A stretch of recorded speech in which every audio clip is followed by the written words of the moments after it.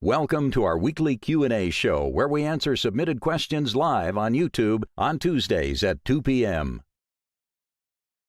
Well, welcome to the show today. This is our Q&A show that we do every Tuesday, or I do every Tuesday, and answer questions that are received during the week. I received no questions this week, which is great. We'll just do a show and answer questions. Those of you that put in the chat, I'll go through those. I have some things I want to talk about. And yeah, with that, we'll get started.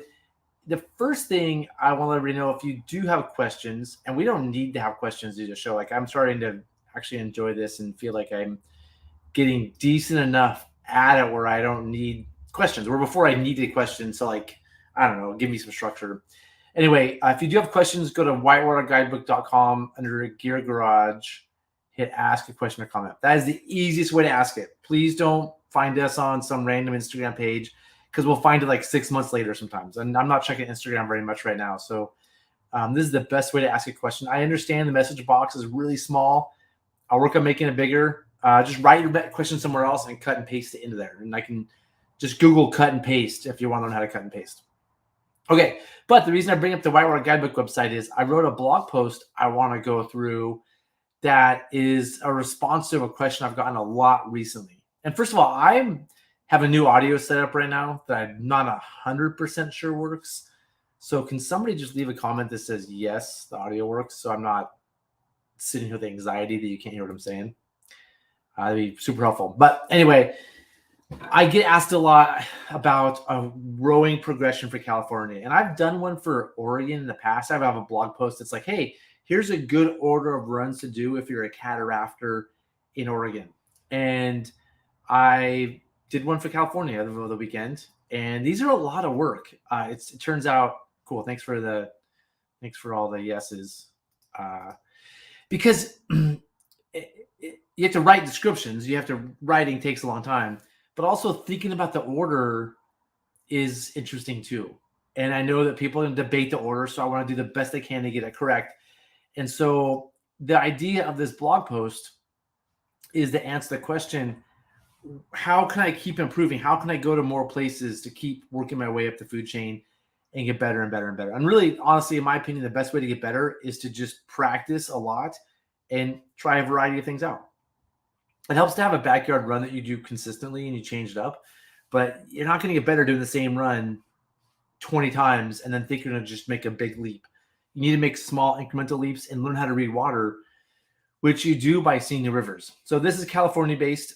And I would say like two of the best places to learn are Coloma to Greenwood on the South Fork. This is just a section of the South Fork, Coloma to Greenwood. The problem with Greenwood is it's a kind of a big walk out of there. So unless you have a lightweight boat, you have to go Coloma to Lotus, which is a little less whitewater. But it's where I learned to kayak, and it's you can learn to row there too. It's great Class 2 whitewater, tons of people around, awesome. The Electra run on the McCollum is also really cool too, and it's also where I learned to kayak. The first time I ever went hardshell kayaking was the Electra run, just Class 1 and 2, not many people, roadside, beautiful, great place to learn. Some places to step it up a little bit would be doing Shirtail to the Clementine Reservoir on North Fork American. There's like a little Class 3 in there maybe, but it's the springtime run. You can only really do this in the spring or in the winter when it rains, but it's a way overlooked run near the South Fork, and it's awesome. It is really fun and really beautiful. You could do it also an overnighter on East Fork of the Carson. And there's a few more like the Russian River and the Coast Range, and there's definitely more sections, but I would say these are the go-to places to like kind of do your Class 2 and get some practice. If anybody else out there has more suggestions, please add them in. Class 3, the South Fork. It's just where it's at. You got Chili Bar, you got the Gorge, you can do the whole run. Easy shuttles, tons of boaters. Again, I learned to kayak Class 3. It's hard to beat the South Fork for just reps. Another place to look is the Truckee River, especially if you live up near Truckee or Reno. There's a Class 3 section with a little bit of easy Class 4. The Merced in the spring is maybe some of the best boating around. It's awesome. And if you got to check the flow, if it's high, it's going to be on the Class 4 edge or, kind of sketchy because you could flip. And at the Class 3 level, maybe you're not able to deal with flips as much, especially with high water. But, I mean, these are just 3 classic Class 3 runs. Then there's more, but I would say these are just sort of like the go-to, where the emphasis here is on the South Fork. It reliable flows all summer, multiple runs, great rapids. In California, Class 3 is really, like, to me, the South Fork. Now, one interesting thing about comparing California to Oregon had way more didn't have. My blog had. My blog still exists, though. There's more in the Class 3 range in Oregon. In California, there's not as much, what I'm going to say is like high quality Class 3 for learning. There's a bunch of Class 3 that runs only in the spring, only in the winter. But the Class 3 list is short. The Class 4 list in California is pretty long. And there's a great Class 4 in California, where the Oregon list is really, really short for Class 4. Around where I live near Portland, there's a jump from the upper Clackamas to the Wind. There's a very large jump, and there's not a whole lot in between. This is a lot of stuff in between. Like, all this Class 4 stuff is in between Clackamas and Upper Wind. And, man, there are a lot of good options. Lower Kern, dam controlled all summer long, 3 and 4. Middle Fork of the American, dam control all summer long. Kind of a funky run, and you got to deal with tunnel chute, so it's an aggressive one, but it's something to consider. There's a couple weird rapids in there for ore boats, so I maybe should have rated it a little harder, actually. I'm trying to order these in order, easier to hardest. But there's a 9-mile Class 2 section, so that's an interesting one. The Kuya, if you're in that part of the state, is a little more Southern California, classic Class 4. North Fork of the Smith is just a gem and just the epitome of like Class 4 runs. Bunch of Class 3 and 4. Nothing's really. This is the hardest rapid, called Scout, because it's the one that pretty much everybody scouts. But it's just really far away, and it's sort of a winter run. Like, you can run the spring sometimes, but this day was sunny. It's rarely sunny. Usually we're shivering cold at this point. Cal Sam in the Butler section, it's, again, kind of out of the way up in Northern California, but spectacular. Great place to practice. North Stand in the Sierras, a little more of a low volume, steeper thing, but awesome. The Tuolumne is the classic. This is just like classic Class 4 in California. It doesn't get better than the T. Tons of rapids. Nothing's crazy. Clavey Falls, you can say it's Class 5, and I'm sure it's 5 minus. You can call it 4 plus. It's somewhere in there. So you have to do Clavey. But, man, it's just what a great place to work on your like Class 4 skills. And then North Fork American is just, to me, the epitome of like, it's awesome Class 4 boating. A little harder than the T, a little more consequential, and a little more, the flows are erratic. So it's sort of like the spring run. This is the Chamberlain Falls run here. The Class 4 section is upstream of this Class 2 section here. So it goes, North Fork American, Short Tail to Clementine is downstream of that run. So you have Class 2 here, and then as you graduate up to Class 4, the North Fork American is just awesome. And then, California really has the best Class 5. So, there's way more than this. This is just like a good, solid partial list. Cal Salmon, the Nordheimer run, upstream of the Butler run I mentioned here. 3 Class 5s, good introduction to Class 5. Giant Gap, which is on North Fork American again, but upstream of Chamberlain, just solid Class 5. There's probably like 4 Class 5s. Super committing gorge, 2-mile hike in. I have friends at Capitol. You can get ore boats down there. It's just a lot of work. Burnt Ranch Gorge, which has pretty reliable flows in the summer too. Not the best. It's Class 5. I almost left it off the list because it's not. I've never rowed it. People do row it. It's much better kayak run, much better paddleboat run. It's not a great ore boat run, I would say, but it's Class 5, and if you wanted to push yourself, you could definitely row it. But the real epitome of Class 5 in California, especially, is Cherry Creek. So, this is it. This is where you get your reps. Once you get the Cherry Creek level, you just go there. Reliable flows in the summer. It's just the awesome place for Class 5 boating, and it's just fun if you have the skills. And then one that's sort of a little bit, I thought I put in there too, the Middle Fork of the Feather, 3 days of Class 5, multi-day run. Nothing super crazy. There's a portage, at least one portage. It's more of an expedition, but something to work towards kind of at the end of the list. So those are my thoughts for a good California progression. I'd say the meat of it, after doing this list is, this Class 4 list could have been longer. I left some things off just because this was getting out of control. But there's a lot of good class 4 to learn on. Where in California, where the struggle is where's the class 3? And honestly, it's just South Fork American, just over and over and over, and then work your way up to other stuff. So I'm gonna see if there's any comments or questions. Good way to learn is join your local whitewater club like OWA or Washington. Yeah, I mean, Jay, the interesting thing about California is there aren't really clubs the same way there are up here. So OWA is the Oregon Whitewater Association. Great group of boaters, great way to meet people, cool events. There's the Friends of the River in California, which is a nonprofit, but there's not the same kind of boating clubs. And I would say not the same community. When I moved to Portland from California, I was blown away by the community here. Just so many meetings and people are all looking out for each other and events here and there. And it's just, the community up here is awesome. And the Washington Recreational River Runners, another really great club run by amazing people who care about boaters, who are doing training out there. I mean, both clubs have scholarships for education. They both have monthly newsletters. Just, Jay, I mean, spot on. But you have to go boating too. You can't just join clubs. So the point of this list is to where can we go boating? Where's the list of places to go? The lower currents jumped to 2,700. Yeah. I think it's a pretty good level for there. It'd be sweet to go down there. Pit 1. Oh, nice. I've never done Pit 1. Is that the one? If that's the one with the waterfall, I'm not going to recommend the waterfall run for people learning to boat, for progressing, because I think it's a novelty that is high danger, high reward. The reward is the cool photos. But any 15-foot drop is people get hurt on, especially with oar boats. The T, I know it's not shut down. It was run commercially all summer. When I was running a commercial trip there this summer, there were private boaters launching. For friends of mine, actually, it was really cool seeing old friends private boating. But I think you have to hire one of the commercial companies to drive you in. And Sierra Mac was driving people in. And I think that's because the road is really difficult. And they don't want people just to be driving their Subarus down.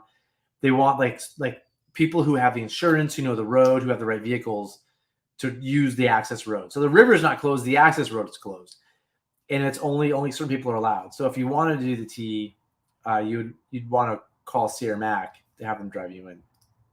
If I'm wrong about that, somebody let me know. Awesome class 2. Awesome. I mean, just beautiful. Yeah, it's a great place to practice. Oh, River City Whitewater Club. Very good. That must be new because it didn't exist when I lived in Sacramento. But that's awesome, Sean. Thanks for sharing that. Thanks a lot. Actually, that reminds me, the Upper Sacramento River has some great class 4 on it too, and class 3. It just flows are a little bit erratic. Some kayaking groups. Yeah, there's always been kayaking groups. Pit 1 is cake in any boat if you only run the slide on the right. Okay. I don't know what that means. Matt, does that mean that the waterfall on that section is cake? Even if it's cake, it's still a drop. And for me, when I'm running with an oar boat, I have a metal frame around me. I have 2 oars I can get hurt with. Anything where I could potentially take a violent hit, I'm going to be super conscientious about. I don't want to get hurt. So I'm very, very conscious. Unless I'm going to get a really cool photo, I don't think I want to take that risk. A 22-foot slide, easy to portage. The 40-foot middle falls is gnarly, but run optimal kayakers. 40-foot. The 22-foot slide is no joke. And it's easy to portage, but not by everybody. I think a lot of people who are getting into the sport don't know how to portage, or don't have the physical fitness or whatever. Their boat. A lot of people, when we teach classes, their boats are so heavy because they may have an RMR, which is a heavy boat, or let's say they even have a SOTAR. They have multiple boxes, multiple bags, all kinds of side boxes with stuff and a cooler. And I think if you're running your boat simple and light as a light oar boat, it may not be that hard to portage. But a lot of people that bring just way too much stuff, it's pretty hard. So that's just my opinion. Why I think that I'm not going to recommend Pit 1. I mean, if people want to learn on Pit 1, cool. I'm just not something I'm going to recommend because of that portage and all that. And I've never done it, so I can't speak to it. Okay, so let's go back up. Again, we have no official questions this week, so I'm going to go through any comments or questions, and then we'll be done for the day. And anything I maybe want to add here in a second. BC is asking for a discussion on cat frame width for the wind, looking for a class 4 and 5 frame set up on 12-foot cats. Let's hear about your frame dimensions and why. Yeah, actually, I can get the whiteboard and talk about this a little bit. Actually. So let me use this side. I think I'm done with this. Will the whiteboard help? So with a cat, I'm going to go tube, and then cat frame, and then probably can't hear me because I was talking away. But for a cat boat, 2 tubes, frame in the middle, oars on top. If it's specifically for the wind, I'm going to say 36 inches is sweet. I just think 36 inches is the standard. And it's multiple use. It's great. I know some people are trying to switch to 32 inches. I can't blame you for 32 inches either. But I think as the water levels go up on the wind, 32 inches might be too narrow. You want something wider. So if most of your wind runs are going to be like the easy flows, like the 5.5 to 6.5, 32 is fine. Once you start pushing 7, 8, potentially 9, and probably 9's on the cutting edge for rowing, but 7, 8, you're going to want the 36 inches. So I think 36 inches is more versatile, and so I'd probably go with that. I think a real key to cat boats on the wind and to cat boat frames for like 4 and 5, the kind of 4 and 5 I'm doing, is you want a tunnel frame, which means there's a tunnel to go over rocks. If you go look at frames, a lot of them have a bar right down there. And on the wind, especially at low water, you're gonna tunnel over rocks. You're gonna pontoon rocks. So you like the rock doesn't go in the middle of the frame. There's just so many rocks, you can't not go over rocks. And eventually you're gonna, if you have a bar this low, you're gonna bend it. And so a lot of the really good frames have tunnels, which means they kind of go up like that. There's some sort of design like that. So I would say it's really important to have a tunneling frame. But so for a class 4 and 5 setup on a 12-foot cat, to me, it's the same frame I'm going to use on my 14-foot cat. And I have an 11-foot cat. I use the same frame for my 11-foot cat. I use my 14-foot cat. 36 inches behind the tubes. So let's look at class 5 adventure gear. This is, I don't know, maybe becoming the standard for class 5. I don't know. I'll be reminded of some frames once we look at this. If you look at frames, if you look at, here we go, the class 5 middle fork frame. Why is it called middle fork frame? Yeah, is there are more photos to show the tunneling? This one's not bad. I mean, the bars are up a bit, but ideally, and as soon as I hover over right in here, this bar is actually a little low to me. Like this is where I'm gonna tunnel over stuff. These bars, you don't want those bars there if you can do. This is probably great for North Fork of the Payette. And this is 38 inches between the tubes. So I'm going to say this is more of a North Fork Payette frame, or I guess middle fork frame is the right way to put it because this is great for the middle fork. But what's this Nimbus? Let's see, those bars are really low. That bar there is super low. So that's not going to work. That's kind of an interesting frame. Oh, here we go, North Fork frame. Yeah, so you can see how like below the tubes, there's room to pontoon a rock. And so that's really helpful. And some frames have even more of like a tunneling effect down there. So and this one is probably 36 inches, 38 inches. So he's going 38 inches. I think for like big water North Fork style stuff or like splashy rapids, I think 38 is what they're doing. I would say on like the wind, we're doing 36 and some people are doing 34, 32. What's another good frame? What's that high side Cataraft frame? We've talked about this a bunch in earlier episodes. I wouldn't go NRS. First of all, they don't have a good tunnel frame and they're heavy. And on the wind, you got to like carry your boat up from takeout. You got to carry the boat down. Everybody who has a NRS frame we're all annoyed by because we have to carry them all the time. So let's go to the 12-foot Nimbus Cataraft. And these frames, I forget who makes these frames. I think there's not a good view of these. Oh, here we go, Nexus. That's right, view frame. So these are actually pretty sweet. And you can see, here's the photo. This is what you want. You want a nice tunnel down there. You want like down the center, you want as much room as you can to like go over a rock, whether it's on purpose or accident. A couple of things I'm going to want are scalp bars. These bars are right here that I can stand on. So I can like kind of move forward, stand on something and like get a little bit of a scout ahead, I think is really important. And I think you want some length. Like this is 69 inches. That's, I don't know, that seems right.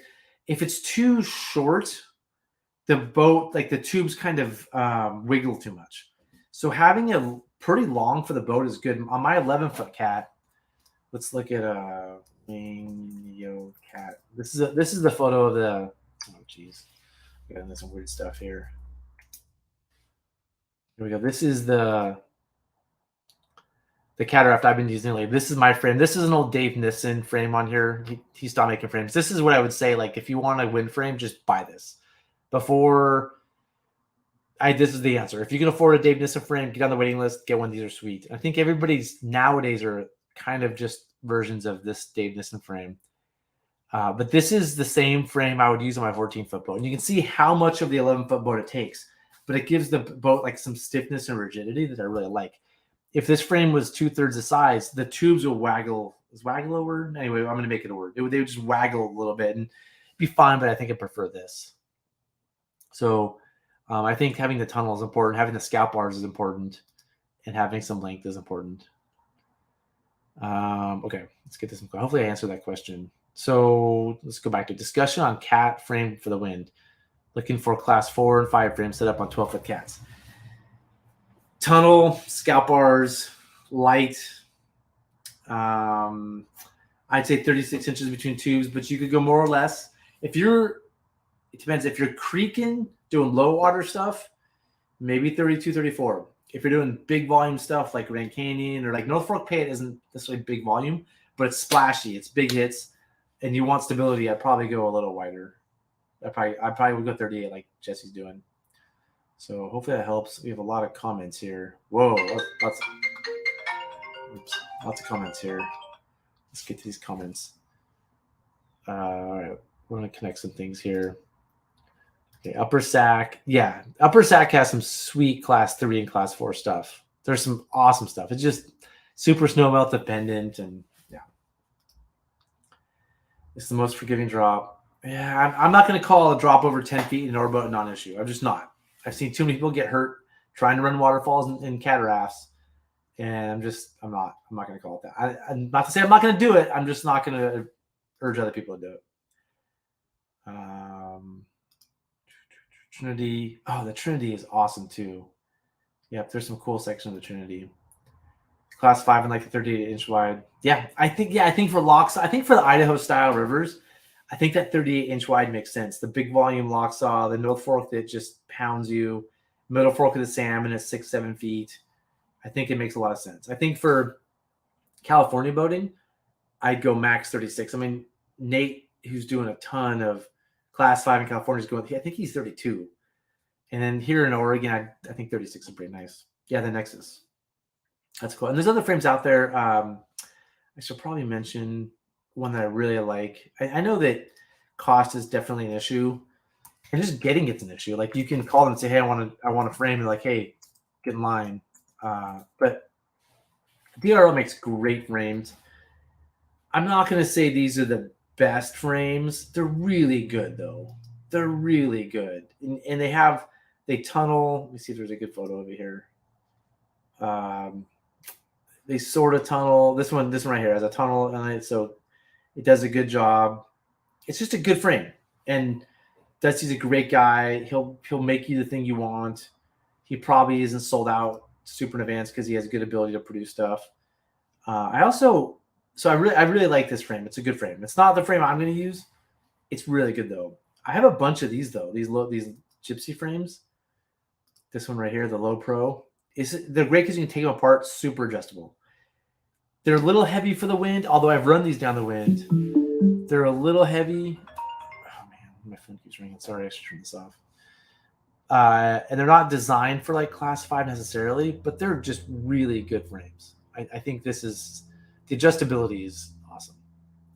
Oh wait, I don't have it up. Hold on, let me go back. Sorry everyone, we're still looking at the Nimbus. When I use these multiple tabs, it messes me up. So this is the Low Pro Gypsy. Great frame, adjustable. Can't go wrong with this thing. I'm probably not gonna. This is gonna be my choice class 5 frame. But if I'm class 3 boating and I want like a nice adjustable frame, I can take apart and maybe fly in somewhere. It's hard to beat this frame. And then going back to let's see, their fully welded one. This frame right here. Again, I haven't used this one a ton, but I have used it and it's good. I can't say anything bad about it. I don't know why it's not my top choice, but it's not. Maybe it's because it's the thinner tubing. I don't love the attachment for the oar towers, how these pins. I feel like these pins get lost a lot. This bar in the back, I've always wondered why it exists. Those little bars, hard to show here, but it's a good frame, and it could probably treat you really well in the wind if you can't get something else. Yep, Jane, thanks for letting me know. And I mean, what else is even out there? Does anybody else have any suggestions for good cat frames for? Oh, you know what I just got one of? Neil Niekirk. Neil's a really great guy, great cap boater. He does trips in Ecuador, does trips all over South America. I'm going to meet up with him in Ecuador this winter, and he sells these really cool lightweight frames that pack up if you want to travel. I guess this is the best photo we have here. Let me see if nope. Let me see. Why orders meeting works? Custom Go Light day frame. Yeah, so this is simple and light, and it has all kinds. You can adjust them really easy. So if you're gonna travel at all, like fly, or like maybe fly into places and you want the lightest frame you can get, this is just a very simple lightweight frame, and I'm excited to try one out. I just ordered one. I think this is a pretty cool option. Yeah, and they get them through Whitewater Machine Works in Groveland, where they have some other cat frames, which I think these look cool too. I think I wish if I'm going to buy a frame, I think these are aluminum. What does it say? Yeah, aluminum. I'm going to want a little, if I'm going to buy a frame for like day in, day out use, I'm going to want bigger aluminum tubes. So I worry a little bit about the durability on this because of the smaller tubes, but see, smaller packs. I mean, for weight, this is amazing. I think this is a really cool option. Okay, so I think that's it. That's it for today's Q&A show. Thanks for everybody for joining. If you haven't done it, you've got to like and subscribe. Hit that like button. Just hit the like. Just go tap on the like button. I have almost 12,000 subscribers. I really want 14,000. Or sorry, not 14,000, 24,000. Like more than double. And I cannot do that if you don't hit the subscribe button. It costs you nothing. I don't think it even affects how much you see my videos. It literally just makes me feel good about myself. And so if you could subscribe, it would mean a lot to me. And thanks for watching, Paul. Man, hope you're doing well. I'm in town for a week or so. If you want to go for a bike ride, let me know. And yeah, see you all next Tuesday.